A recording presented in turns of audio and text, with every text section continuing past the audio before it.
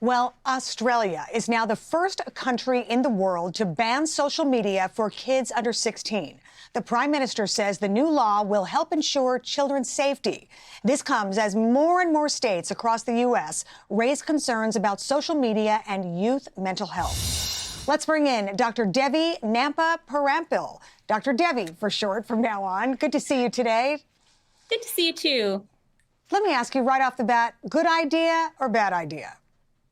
Well, I think we need to do something much more strongly to help kids with their mental health concerns. And even if it's not outright mental illness, but more their demoralization, feelings of being isolated and insecurities. But at the same time, I don't think this is the way to go about it. It seems like a very broad sweeping kind of measure that could kind of throw out the benefits of social media as well, and seems to target certain people more for perhaps the things that they're saying.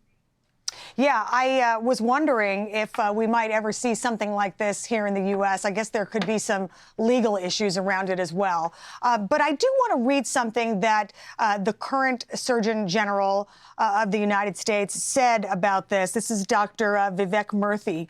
Let's put this up on the screen.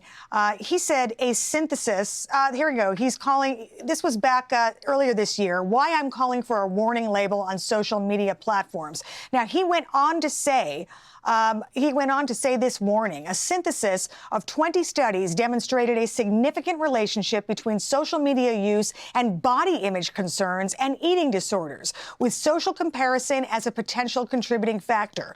When asked about the impact of social media on their body image, nearly half, 46% of adolescents aged 13 to 17, said social media makes them feel worse. 40% said it makes them feel neither better nor worse, and only 14% said it makes them feel better. When you look at those statistics and you look at the depression among our youth, certainly, like you said, something has to be done. What do you recommend? Well, I think this really is in the purview of the parents more so than the government, because if you think about it, the warning label, social media is pervasive. People know that there can be harms associated with it. First, you could have predators targeting kids. Second, the more common thing is that kids are spending so much time on social media. And I think that's where a lot of these concerns come up. If kids spend 3 hours or more per day, they tend to have more concerns in terms of their insecurity.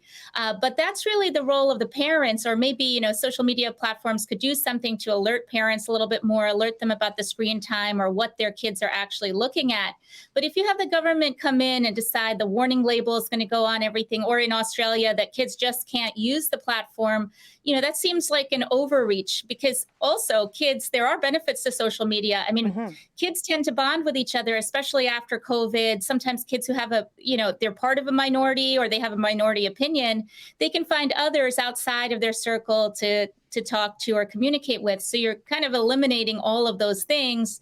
And the warning label, I'm not sure if it tells people a lot more than they might already suspect about social media. Yeah, I mean, definitely a double-edged sword for sure. But what are some of the things that you see in your own practice with problems relating from social media for adolescents? Well, so both with adolescents and adults, I do think people become more concerned about body image, but I'm not sure if it's just social media alone. So, for example, with Zoom and people working from home, I see a lot more people concerned about how they look. And I've heard, from colleagues that cosmetic surgeries are also going up. So I think there's something about being confronted with an image that, whether it's true or not, that you're being confronted with something that you don't like about yourself. And then that's causing these thoughts to kind of begin. But also, just again, like social media, is it an instrument or is it the actual message? Because how is it different than TV or movies in the past that might have also made people feel like they couldn't live up necessarily to what they wanted to do? Yeah, it's just a little more a part of your daily life when it's in your hand, right? But anyway, can't put the genie back in the bottle. But you're right. Parents do have to take a more active role. Dr. Devi Nampa-Parampil, thank you so much for joining us today. I really appreciate it. Thank you. I'm Steve Ducey. I'm Brian Kilmeade. And I'm Ainsley Earhart. And click here to subscribe to the Fox News YouTube page to catch our hottest interviews and most compelling analysis.